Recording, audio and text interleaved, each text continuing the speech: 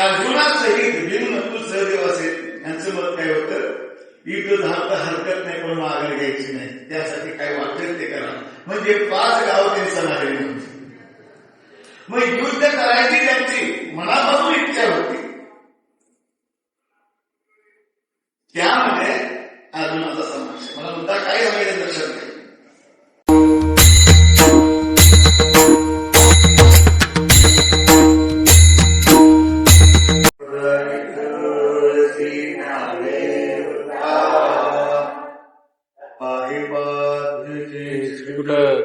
राया तन करिता कष्ट तैसा संग्रांकित मशी पत्रते केवळे राहो चाले अव्यापारे तैसा कपतित संग्रांकित पापरकुमा दिलबरला सांभाळ्या आपुल्या विला तैसा कपित पतित जीवाचा पतित परिभू आपल्या सत्ये मसरावे सरके नाही चित्त शुद्धी स्थिर पाया पाशी बुद्धी परिभू आपल्या सत्य मज करावे सरिते अपराधाचा केलो तुका म्हणे काय बोललो परिभू आपल्या सत्य मज करावे सरिते पुंडरी विठ्ठल श्री ज्ञानदेव तुकाराम. मी तुझे प्रसादे लाभरेनी आत्मबोधे मोहाचे दयाकांदे नेकीच मी तुझे प्रसादे लाभरेनी आत्मबोध मोहाचे दयाकांदे नेकीच. त्या ठिकाणी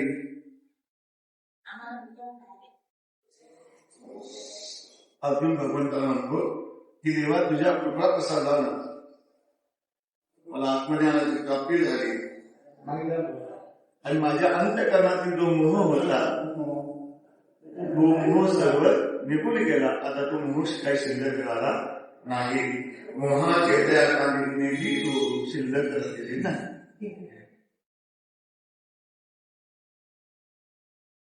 सालाप्रमाणे चालू असणारा आपला श्रीराम सप्ताह आणि त्यानिमित्तान अन्नदान अशा पद्धतीने विविध उपक्रमांना चालू असणारा आणि त्या सप्ताहातील विधी दुसऱ्या दिवसाचे प्रवचन विषय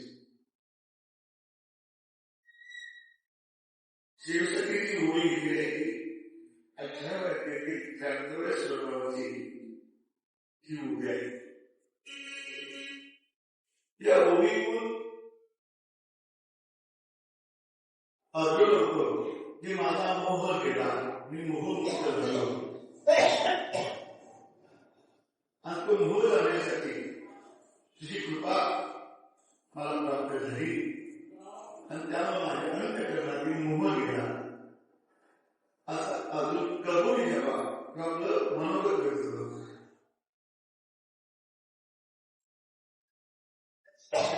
बरेच वेळा असं होतं की चांगली गोष्ट काही प्रसंग आला अशी मोह प्रश्न होता. गीतेचा उद्देश जोच आहे. भगवंताने गीता सांगण्याचं कारण अर्जुनाचं निमित्त केले. अर्जुनाचे द्यायचे गीता प्रकाश निश्चिराजे संसार एवढे थोर म्हणजे ठेडी द्यायचे. अर्जुनाचं निमित्त आहे. अर्जुन मोहग्रस्ताला अर्जुनाला युद्ध करायचं नाही असं वाटलं.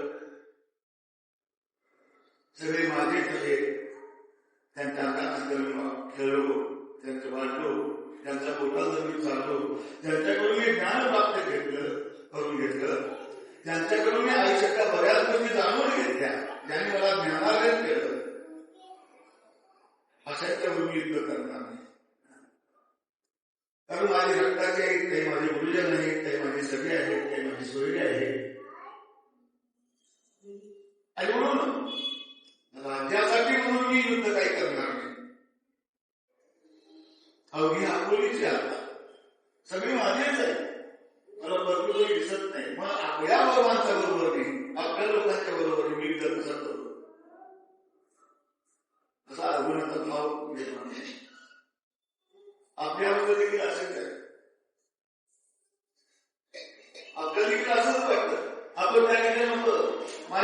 कर्म आहे, माझे अमुक काय, माझं अमुक काय, असं सोडून आपण देखील कर्तव्य अजून मोठे कर्तव्य जे आहे त्याच्यापासून बाजूला जातो, दूर जातो.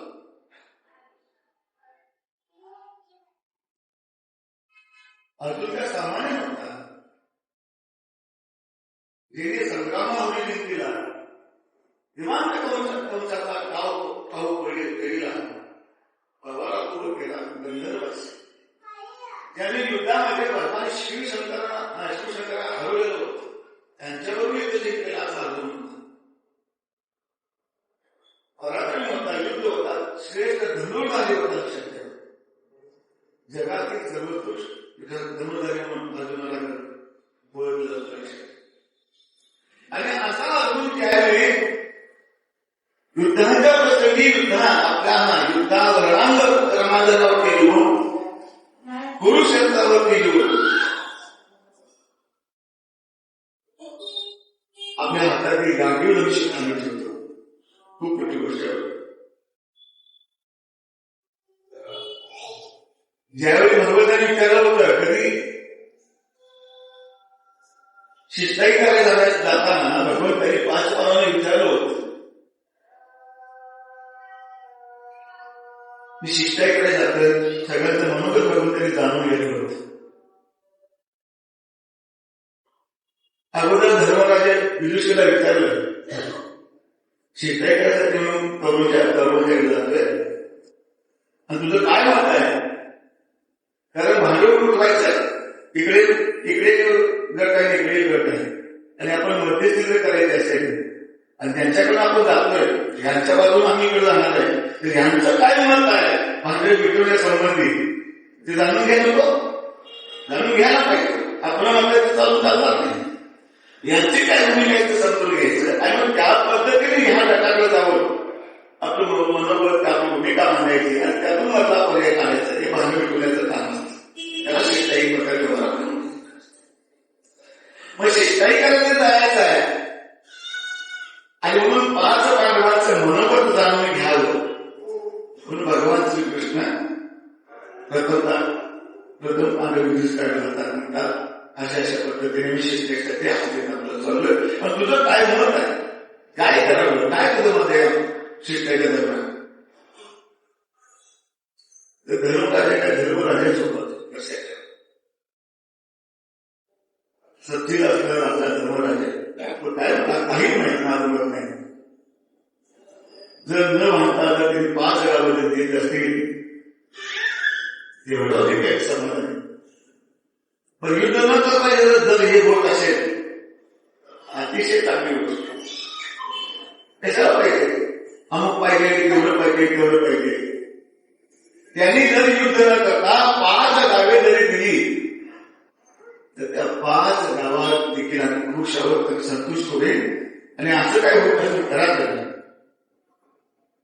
धर्मराजानं आपली भूमिका भगवंताकडे मागली. मग भगवान कुणाकडे गेले? भीमदासाकडे गेले आणि भीमदासाला विचारलं, असं मी शिष्टाई करत चाललोय आणि काय करावं, काय तुमचं मत आहे? असं म्हणजे भीमदासा मला तेव्हा माझ्या गदेला काहीच काम नाही, ते कोपऱ्यात म्हणून गंज खायला लागले. त्या गंज जाण्याची माझी इच्छा आहे. मग काय करायचं तुम्ही करा. म्हणजे त्या माझ्या गदेला काहीच कामायला बरेच दिवस झालं, तिला त्यामुळे गंज चढतोय आणि गंज निघावा असं काय करत नाही. मला माझ्या मंदिरात समजून घ्या काय भूमिका असावी घेऊन जायची. ठीक आहे म्हणाले. मग त्यामुळे भगवान श्रीकृष्ण अर्जुनाकडे आले आणि अर्जुना असा सगळ्या अर्जुना चालू शिष्टाईसाठी तुझं काय म्हणत आहे? त्यावेळी अर्जुनाचं मत असं होतं की देवा मी तर श्रेष्ठ धनुर्धर आहे, माझ्या गांधी भगवान शिवशंकर गांधी धनुष्य आहे, ते देखील तसंच पडू नये, त्याला काही काम देते का बरं, अशा पद्धतीने काहीतरी करा. मग नकुल सहदेवाकडे गेले. त्या दोघांपैकी भीमदादा आणि अर्जुनासारखं समोर गेले. 5 पांडवांचं मत ऐकून घेतल्यानंतर 5 पैकी 4 मत एकीकडे, राजा धर्मराजाचं मत एका बाजूला लक्षात ठेवा. युद्ध न करता जर 5 डावे मिळत असतील, युद्ध न झालेलं चांगलं असं कोणाचं मत होतं? धर्मराजाचं. आणि अर्जुनासहित भीम नकुल सहदेव असेल यांचं मत काय होतं? युद्ध झालं तर हरकत नाही, पण माघार घ्यायची नाही, त्यासाठी काय वाटेल ते करा. म्हणजे 5 गाव त्यांनी समाधानी होती. मग युद्ध करायची त्यांची मनापासून इच्छा होती. त्यामध्ये अर्जुनाचा समावेश. मला मुद्दा काय सांगायचं लक्षात घ्या. युद्ध करायचं नाही ह्या गटामध्ये अर्जुन होता. युद्ध करायचं आहे, युद्ध झालं तर हरकत नाही, तर तुम्ही माघार घेऊ नका असं म्हणणारा अर्जुन. आणि असं म्हणणारा अर्जुन ज्यावेळी कुरुक्षेत्रावरती आल्यानंतर काय म्हणतो? दोन्ही सैन्याच्या मधोमध रथ उभा करा. आणि दोन्ही सैन्याच्या मधोमध्ये रथ उभा केल्यानंतर म्हणतो की सगळ्या अवघ्या मुलीच आहे, मागं बघतो तर माझीच आहे, पुढं बघतो तर माझीच आहे, इकडे बघतो तर माझीच आहे, इकडे बघतो तर माझीच आहे, सगळे माझीच आहे. अरे मग चांगलं केल्यासाठी हा प्रश्न. मग माझ्याच माणसाबरोबर युद्ध करायचं का? हा भाव ज्यावेळी अंतकरणात उफाळून आला त्यावेळी अर्जुन थरथरला, अर्जुन शहारला. नवे नवे पुढे पुढे जाऊन गांगरला. नवे नवे त्याच्या हातातून गांडीव धनुष्य दरुण पडलं. माझी गोरी बोलून गेलेली काय यानं संग्राम हरिला असं जे वर्णन आहे. भगवान शिवशंकराला ज्याला जिंकलं असं अर्जुन सांगितलं. आणि त्याच्या हातातली गांडीव धनुष्य दरुण पडतं. त्याला ते देखील आवडत नाही इतका तो भावनाविषयाला आपले समजून युद्ध करायला नकारावं लागला. हा कशाचा परिणाम? अंतःकरणातील दाटून आलेला मोहाचा परिणाम. त्याला जर युद्ध करायचं नसतं, युद्ध करायचंच नाही अशी जर भावना असती किंवा भूमिका असती किंवा समज जर असतं तर त्याला ज्यावेळी धर्मराजाने ज्यावेळी जसं उत्तर दिलं तसं उत्तर द्यायला हवं.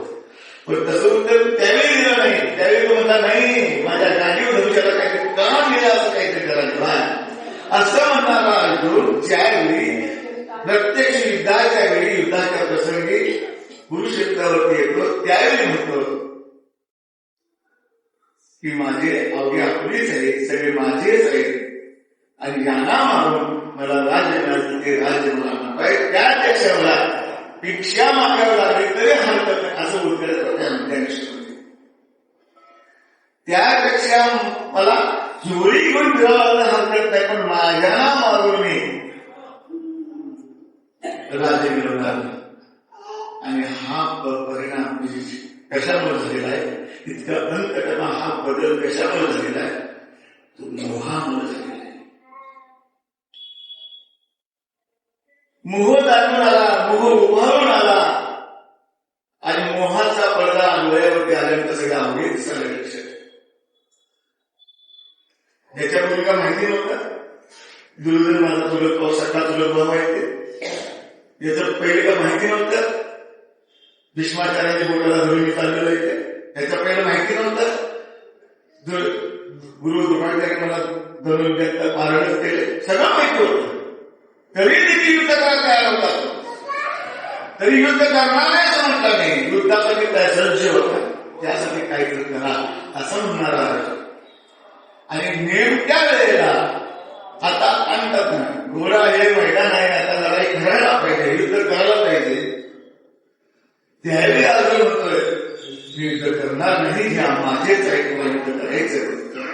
हा जो परिणाम आहे किंवा ही जी भूमिका आहे ही कशामुळे? मोहामुळे.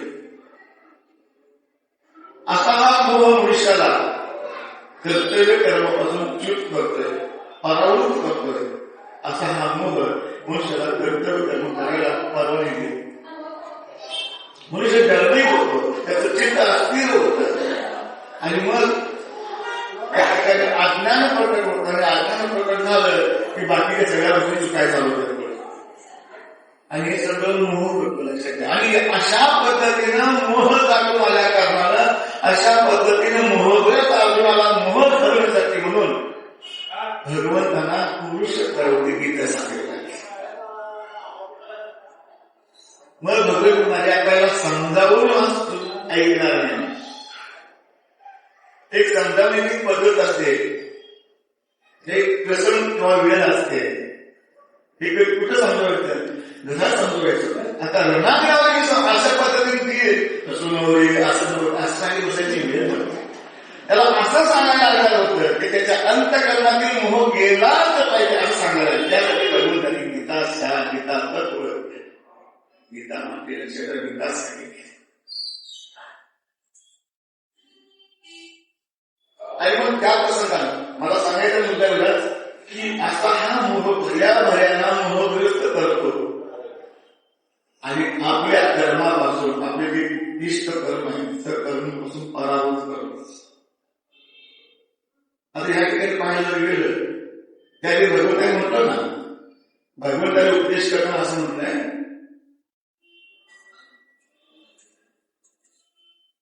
मोह धरला ऐशी होईल, मोह धरीला ऐशी होईल, अति प्रतिष्ठा जाईल आणि प्रकृती हे अंतरेला नाही दिसी. अर्जुना तो जर अशा पद्धतीने गांडूधनशी खाली ठेवून मी युद्ध करता नाही असं म्हणत असेल तर काय होईल, तू मोहग्रस्त झाला असल्याचा अर्थ देईल. आणि तुझी जी प्रतिष्ठा आहे, तुझं जे नाव लौकिक आहे, तुझं नाव लौकिक आहे, तुझी जी कीर्ती आहे एक श्रेष्ठ धनुर आहे म्हणून ते देखील कमी येईल की कीर्ती देखील डोळीस मिळणार नव्हे. तुला परलोक देखील प्राप्त होणार, तो देखील अंतरेल लक्षात ठेवा. हे किती तुला नुकसान होणार आहे आणि असंही तुला आत्ताच लागणार बरं नव्हे. हे असं तू करू शकत नाही. म्हणून सांगली मी पण हा कुठे गेलो ऋष्यवान संग्रामी कवन कारण तुझ्या लढाईच्या ठिकाणानंतर कर्मावरपणा दाखवून येणं दयाळपणा दाखवून कुठलं आहे.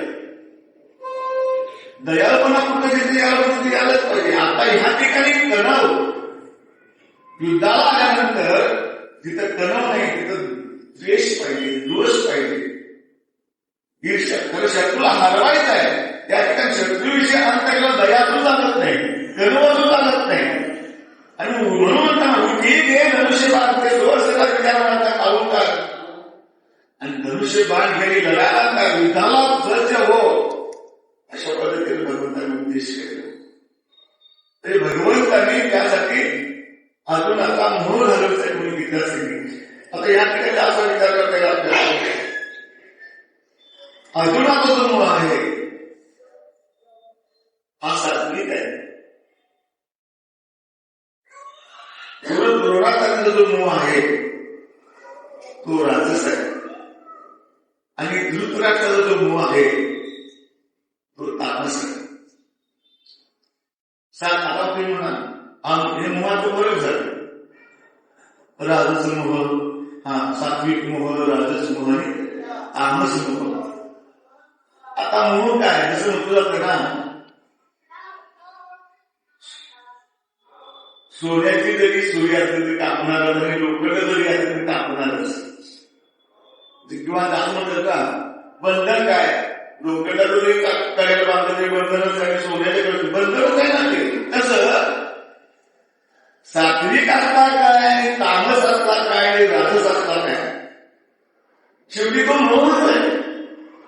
कोणत्या ना कोणत्या मोहानं बंदिस्तच होत आहे. कोणत्या ना कोणत्या मोहामुळे अजून युद्ध करण्यासाठी मानव सरकत असेल, युद्ध न करण्यासाठी तयार नाही. आता सात्विक मोह म्हणजे कसं थोडासा आता अर्जुनाकडे या ठिकाणी मोह झालेला आहे. अर्जुन काय म्हणतो अवघ्या मुलीच्या अर्जुनाने या ठिकाणी आपला कोणताही स्वार्थ न ठेवता केली. मला काही नाही मिळालं हरकत नाही, पण मी माझ्या रक्ताच्या नात्याबरोबर मी युद्ध करणार नाही.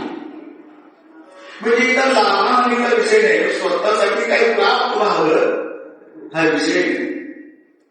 उलट काय युद्धातून काही नुकसान होऊ नये, त्या युद्धातून काही हानी होऊ नये ह्या विचारानं अर्जुन युद्ध करायला तयार आहे.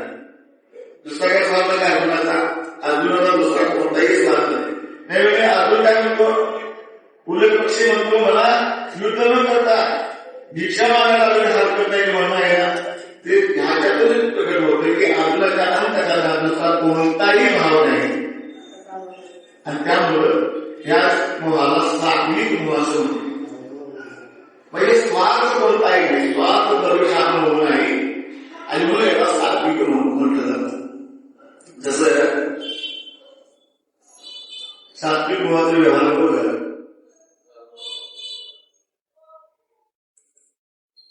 एखादा माणूस पाकळी घेत नाही, व्यवहार कसा मिळू का? एखादा माणूस पाकळी घेत नाही म्हणजे त्या अंतर्गत काय मत असतं, अरे पाकळी घेते नारळ तर एखादी व्यक्ती लक्षात आलं काय मत माझं? पाकिट घेणार नाही पण नारळ चांगला असं मिळावा, हा जो भाव आहे सात्विक मोहायला शक्य. पाकिट नाही घेणं म्हणजे निष्कामता, पण निदान त्या बदल्यात नारळ तरी चांगला मिळावा हा भाव म्हणजे सात्विक मोह. लक्षात विषय काही निष्कामताच पण साध्या त्या नारळावरती मन जाणं, तो मोठा मिळावा असा भाव किंवा चांगला निघावं असं ते मन मत होणं तयार होणं, भूमिका तयार होणं त्याला सात्विक म्हणून. आता राजस म्हणून कमी गुरु द्रोणाचार्य त्यांचं त्यांच्या पुत्राविषयी प्रेम होते. कुणाविषयी? अश्वत्थामाविषयी. अश्वत्थामावरती जीवापाड प्रेम आपली होते सगळ्यांचं. पुत्र बाबाचा मुद्दा त्याचा देह योगी झेंडा अशी भूमिका असते. आता गुणागुणाचं ज्यांच्या पुत्रांना लावले कुणाला माहिती, त्यांना असं त्यांना माहिती त्याच्या पुत्राने काय काय झेंडे लावले असं वाटतं. आणि म्हणून पुत्रावरती प्रेम असतं. तसं या ठिकाणी गुरु द्रोणाचार्याचं जर प्रेम होतं ते त्याच्या मुलग्यावरती प्रेम होतं.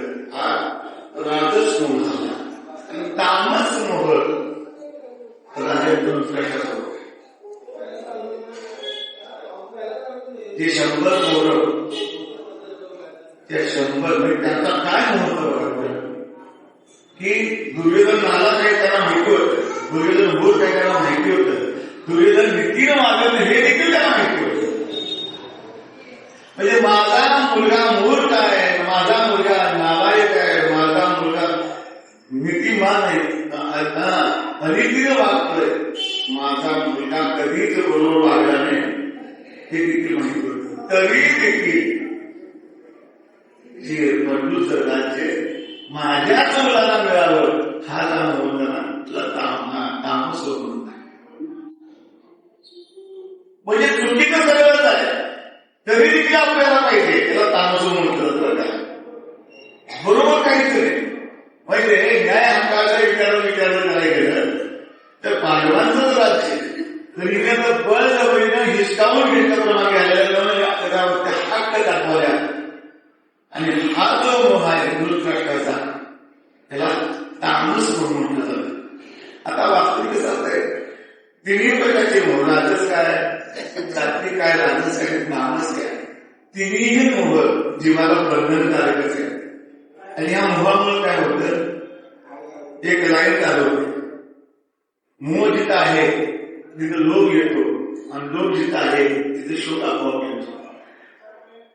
मोह असल्यानंतर लोभाला बोलवावं लागत नाही आणि लोभ आल्यानंतर शोक आपोआप होतो, तिथं त्याला बोलावं लागत नाही.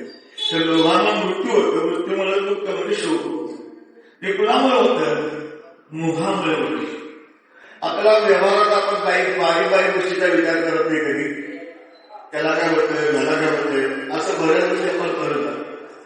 पण त्या एका गोष्टी नाही कुठल्या कुठे साखरे कळत नाही, कडी अडकत जाते. लक्षात तिथे अशीच आहे, मोहग्रस्त झालो की लोभ येतो आणि लोभग्रस्त झालो की सुख नंतर होतोच असा म्हणताय. एक दृष्टांत सांगितलं तुम्हाला,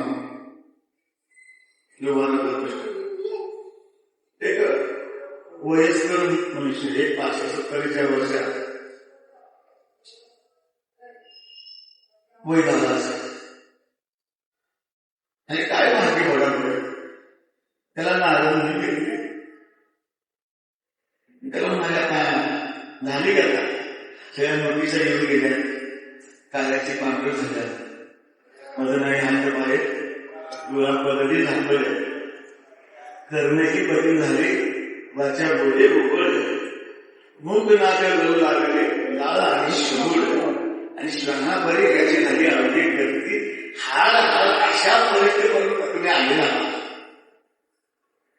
म्हणजे जवळजवळ संसाराची इतकी कर्तव्यता तुमची संपलेली आहे. म्हणजे कर्तव्य कर्म कोणते शिल्लक झाले असं काय म्हणायचं कारण 65 कर्तव्य कर्म काय आणि मग शिवराजे तुमच्या वयाच्या मनात सगळ्या विचार जर केला तर तुम्ही आता काय करायला पाहिजे असं म्हणते महाग घालायला पाहिजे असं म्हणणं सांगते महाराज आम्हाला बोलायला काय आमची 65 झाली 70 झाली आम्ही आम्हा का महाग झाला असं काय म्हणत ना तुम्हाला तसं वाटतं तर वाईट नाही तुम्हाला तसं वाटतं तर वाईट नाही मी तुम्हाला बोलतो तू दुष्काळ सांगा दुष्काळ सांगा माणसाने किंवा 65-70 झाले तरी विचार करायला पाहिजे पुरेपुरी हा संसार कर्म परिवंत दुष्कर राहोरी स्थिर एके काही त्याला असं आहे ना त्या पद्धतीनं असं वाटायला पाहिजे नाच वाटतात पुरेपुरी म्हणून म्हणायला पाहिजे ठीक आहे व्यवहार सर्व संसार वाया गेलेला तसं तसं वाटायला पाहिजे मला सगळं कर्म वगैरे केलं सगळं झालंय आणि जाणीव घ्यायला पाहिजे केळी गेलं तूप गेलं हाती दुपार झालं काय प्राप्त वेळ काहीच नाही नुसती येरदा व्हायची वेळ आलेली आहे हातात काय राहणार नाही दातात काय नेणार नाही हे जाणीव झाल्यानंतर आता तरी आपण पाऊल मंदिराकडे पडावं आता तरी आपली काहीतरी सेवा घडायला आपल्या असं वाटायला पाहिजे वाटायला पाहिजे एक माणसानं काय ठरवायला हवं आपलं ठिकाण आपला ठेपा म्हणतात ना तसं आपण दिंडी आता काढतो मंदिरातून दिंडी आपली असते रोज जर आपलं असतं का मी ठरलेलं ठेपा सकाळी बाबा 8:30 वाजता अमुक ठिकाणी दिंडी थांबणार त्या ठिकाणी तुमची आंघोळीची सोय आहे त्या ठिकाणी तुमची नाश्त्याची सोय आहे तिथून उठल्यानंतर दुपारी 12 वाजता अमुक ठिकाणी थांबायचं ठेपा ठरलेलं तसं आयुष्यात एक आपण पेपर टप्पा ठरवायला हवं इथंपर्यंत मी जाणार इथं मी असं करणार आणि आता माझ्या इकडच्या संसाराचं सगळं टप्प पार झालेलं आहे सगळं टप्प पार करून मी आता आलेलं आहे आणि आता मला ह्या वाटेने ह्या टप्प्यात काय ठरवलं आहे पण बरीच लोक ते टप्प ठरवत नाही आणि टप्प न ठरवल्यामुळं किती चालू आहे कळत नुसतं चालायचं नुसतं नुसतं कमवायचं नुसतं मिळवायचं नुसता पैसा काम माझं व्यवहार माझं कर्तव्य असं म्हणून लोक नुसतं पळत आहेत नुसतं धावत आहेत बरोबर आता काही धावा झाली तर लावी करणार नाही अरे बाबा शिकली धावा लावी बंद करा आणि धावा लावी कुठे करा परमात्मा करा चित्त लावी करणार ते पांडुरंगाच्या करण्यासाठी तर धावा लावी करा म्हणतात ठरवायला याचा विचार करायला हवा पण करत नाही दुर्दैव आहे कुठं थांबावं त्याला कळत नाही त्या माणसाचा बरोबर हाल आहे तुझ्याबरोबर व्हायला शक्य जो म्हणून ठरवून चालतो त्याचं सगळं नेटकं होणार पण जो देश शिवून चालतो त्याचा सगळा वेळ मिळत होणार शक्य असो तसं महर्षी नारदमुनी त्या गृहस्थाला म्हणाले बाबा मला तुम्ही आता 65-70 झाली आणि चला आमच्या बरोबर चला नाच करा आता काय विचार करू नका सोडून द्या काही काही कसं असतं नुसतं चालतो घरात काही काम पण असतं पण इकडे येत नाही आयुष्यभर राबलेल्या माणसाला काही असं काय सहज सोडवचं वाटत नाही. लोक म्हणतात हा कष्टानं उभा केलंय, अडाची कार्य केल्या, रात्रीचा दिवस केलाय, रक्ताचं पाणी केलंय, असं सोडून येऊ जाता ते घेऊन जाणार आहे नाही. आणि म्हणून त्याच्या घरानं बाहेर गेलं लक्षात ठेवा. माणसा अशा भूमिकेचं अडकून पडतात. तुम्ही हे संत संत चालवलं करतो बरं का. काय करतात, आजार गेला, पंजा गेला, महापमच नाही गेला, हे कधी करतात संत सांगितलं नाही करत. म्हणून संतांनी संगीत द्यावं लागलं.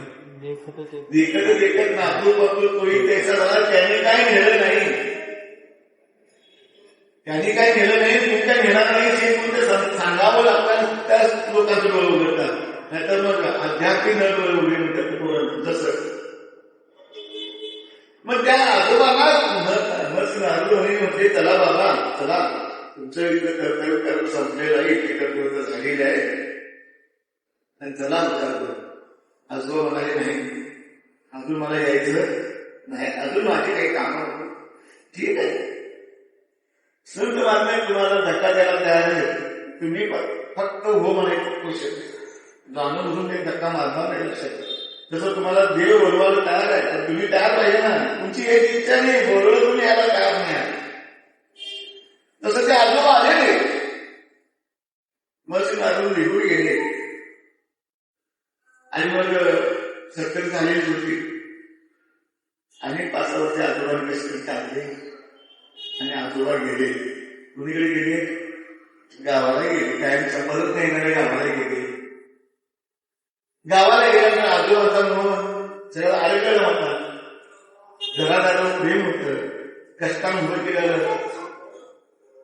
रात्री दिवस करून उभा केलेलं होतं, जीव आलेला त्यामध्ये.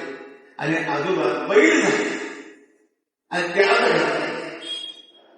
आता बैल झाल्यानंतर काय म्हणतात नाही, जास्त काम केलेल्या माणसाला काय लोक म्हणतात, काय बैलासारखं लागतंय.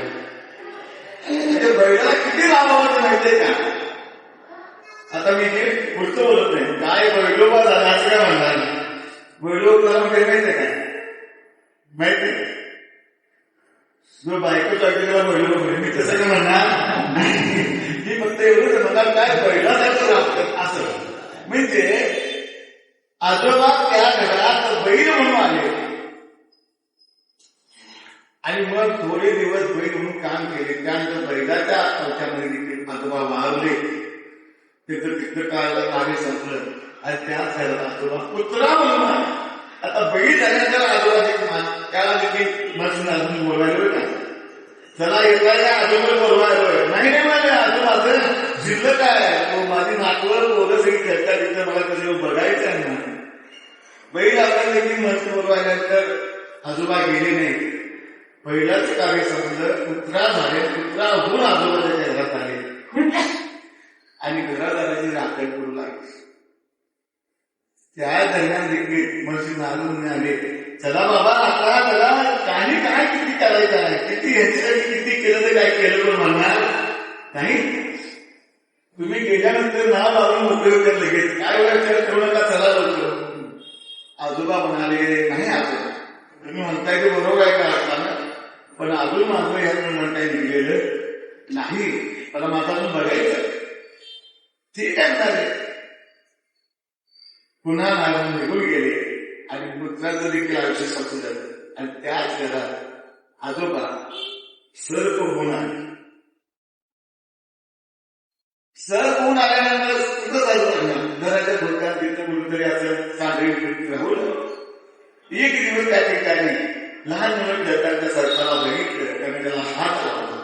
हात लावल्यावर घरात दंगा झाला. असं साप खायला मिळाल्यानंतर घरातली त्याचीच मुलं आली आणि येताना मोठ्या मोठ्या कट्या घेऊन आल्या. बरोबर सर्पाला फणा घेऊन घेतला. लक्षात ठेवा, हे कशामुळे झालं, मोहामुळे झालं. माणसाला साध्या साध्या गोष्टी खरोखर माणसाला असं काय म्हणतात ना, धूळ व्हायला पाहिजे, कठीण व्हायला पाहिजे, मन असं कठोर करायला पाहिजे. आणि काही वेळा माणसानं थांबायला शिकलं पाहिजे. नाही बस, जसं आपण म्हणतो ना, आता याच्यापुढे मी खाणार नाही बस झालं. जसं जेवताना आपण कुठे गेलो थांबतो, तसं प्रपंचात केली. नाही मी सगळ्यांसाठी सगळं केलेलं आहे. आता मी कुणासाठी काय करणार नाही तर मी झालेलं माझ्यासाठी करणार असा निर्धार करायला पाहिजे.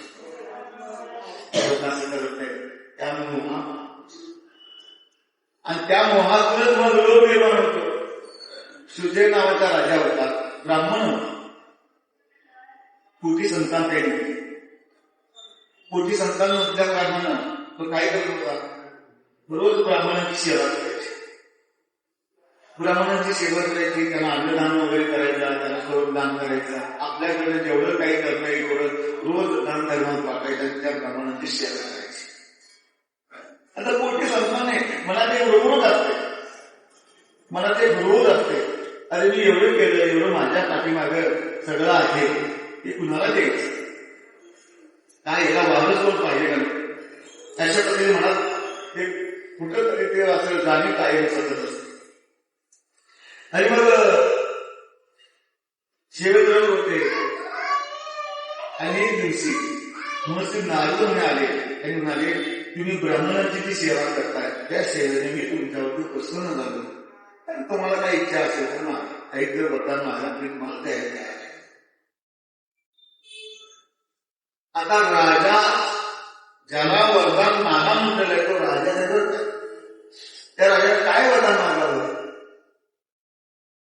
माझ्या पूर्वी मुलगा नाही, संतान नाही, पण मला आता पुत्र द्या.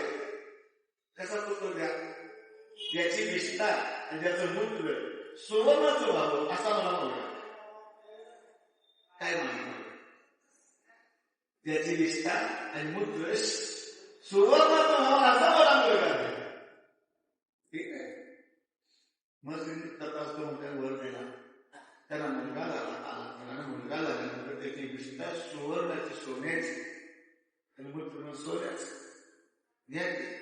राजा सगळं घर आवडून सगळं सोन्याचं करून घेतलं. जसं लंकेत होतं ना रावणाचं, तसं सगळं सोन्याचं, बसायला सोफा सोन्याचा, सगळं सोन्याचं. आता एवढं सोनं घरात यायला गेलो विचारणं. राजानं आपला महाल सोन्याचा केला, आणखी सोनं मिळवून आता रोज सोनं यायचं आहे. सोन्याला काही कमतरता रोजची आहे ना, मला तो रोजचा आहे आणि सोनं यायला लागलं. म्हणून राजाने काय केलं, आपल्या मुलग्याला काही घेता होऊ नये की बाहेर काढायला, म्हणून मुलाच्या संरक्षणासाठी सैनिक ठेवले. पण अशा गोष्टी जर माणसानं निर्माण झालं, प्रामाणिक राहिलं, सत्यात राहिलं, त्या माणसाला कधीच विचारच नाही. माणूस निर्माण नसेल, सत्यानं वागत नसेल, नीतीनं वागत नसेल तर ते अंतर्गत भीती राहतेच. कारण हे कर्म असं असतं, ते 2 नंबरचं किंवा काही कर्म जे असं असतं की एक ना एक मध्ये जाऊन पोहोचवतं, ते दुःखाला कारण करतात. लक्षात घ्यायचं कधी पण आपण म्हणतो ना, घर नाही काय घर कशाला. जो खरोखर प्रामाणिक आहे त्याला घाबरण्याचं कारण आहे का, नीतीमध्ये वाटतं घाबरायचं कारण आहे का. आणि म्हणून आता नीतीला राहावं, प्रामाणिक राहावं, योग्य व्यवहाराने राहावं असं. तर राजाचे सोन्याचं सगळं होत्याला हळूहळू सगळे जनतेत बसायला हळू लागले. सोन्याची झालेली लपून राहा. आता आपण दाखवायची गरज नसते होत, पण लोकांना दाखवायची हौस असते. आता काय सांगायचं, आज महाराज लोक किती बोटात अंत्याला दाखवायला लागले. आता जी पण चालायचं कुणाला बोलावं तुम्ही, काय तर काय म्हणतात ना, कुंपण शेत खायला लागले, काय कुणाला बोलायचं काय असो. तर राजात सोन्याची भरभराटी जन्मातात पोचू लागली आणि श्री तशीच लागली. चोराला बरोबर दाखवून गेली. जसं सर्वसामान्यालाही बातमी कळाली, जशी चोराला देखील बातमी कळाली. आणि मग त्या चोराने डाव ठेवला किंवा डाव केला आणि त्या मुलग्यांचं अपहरण कसं करता येईल त्याच्यासाठी त्यांनी विचार करू लागले. आणि एक दिवस त्या राजाच्या राजकुमाराला त्याची सोन्याची निष्ठा, सोन्याचं मूल्य त्या राजकुमाराने पळवून नेलं आणि महिनाभर त्या राजकुमाराला आपल्या जवळ ठेवलं. का, सोन्याची निष्ठा आहे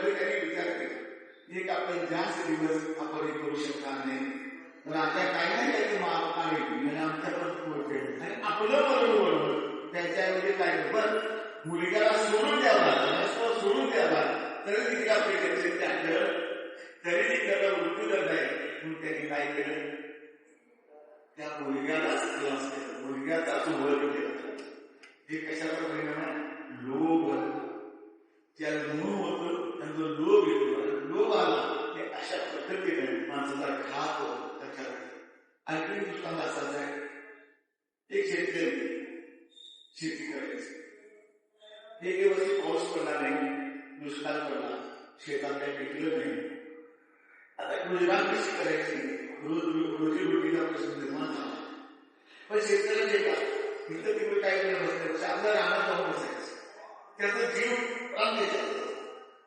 कष्टकरी माणसं असतात मुलांच्या एकात मध्यात नसतं डोलात नसणारी माणसं असतात मुलांच्या आपल्या प्रयत्न पडणारी माणसं असतात त्यांचं त्या काया मागे काया मागे प्रेम असतं आणि मग तो रानात जाऊन बसायचा काय आणि बरं आवडला सगळं बघायचं काय कधी कसं होणार असं विचार करायला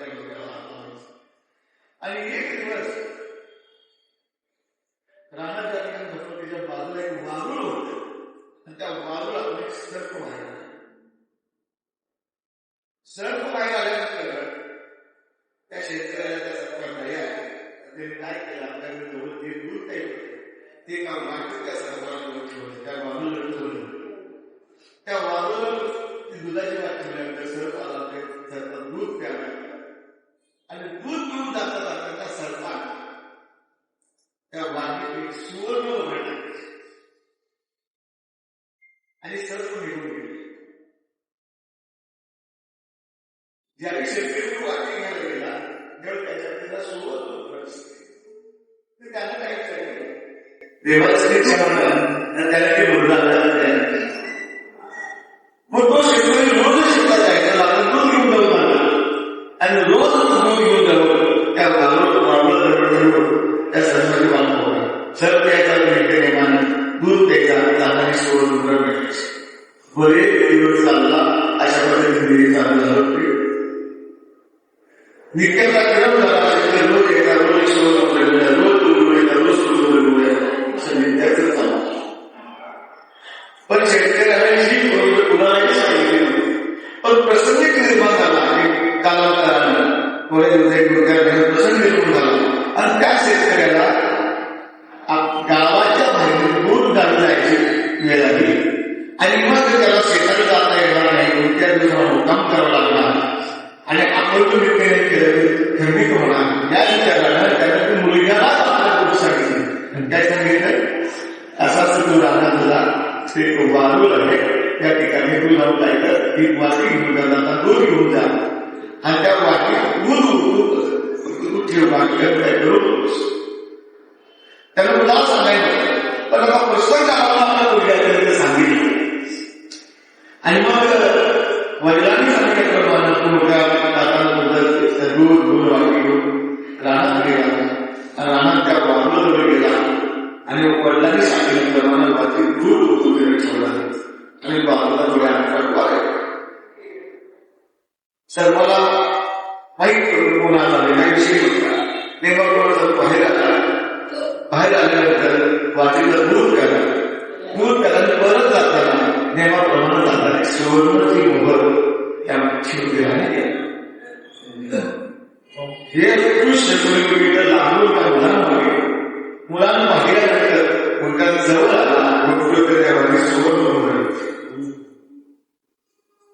सुवर्णाची मोहर आहे मुलगा आहे म्हटल्यानंतर त्या मुलग्याला इतका लोभ झाला अरे मुलाला या बाबा सोन्याचा धवा असला पाहिजे त्याशिवाय हा सगळं सोनं लोका घेऊन येणार नाही म्हणून त्याने काय केलं आणि लोकांना बोलवला तुझं नवऱ्या काय लावला आणि उकळून मारून उतरलं आणि मारून उतरत असताना प्रयत्न केला पुन्हा काय सापडला नाही पण जाता सर्व असा दोष केला तिथेच त्या मुलग्याला